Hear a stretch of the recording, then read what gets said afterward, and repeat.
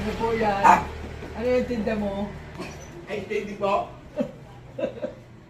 At mainit po ang panahonan. Isa na po ito. Kanina po ako nagalago. Magkakano yan? Bali pa akong sursugon. Magkakano? Ang layo naman. Kaya dalawang meter kwarta mo. Ay, steady po. Ay, bagay na bagay po ito sa malamig na panahon. Ba't nagkatawa ka po? Para nagkakaluko ka? Ay, Ha? yun yata yan. 2 piso daw ang kwarta niya. Ano sa kwarta mo? Ay, hindi ko naman pwedeng 20 pesos yan isa ito. Ang mahal pala. Oo, ngayon kung ice cream Galing dito, Sorsogon na eh. Galing pa ako sursugon, dahil tak-tak na nga niya, latak ko. Ay, talay ko sa galon. Ay, hindi, kung dos lang ang kwarta mo, edi candy lang sa iyo.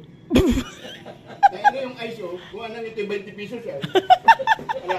Wala ka na po dyan. Wala ka pa ng pambili. Hindi lamang pala ang kabagi ng dus mo. Kailangan sa iyo, kuha ng dos lang ang kwarta mo. Finger board ito.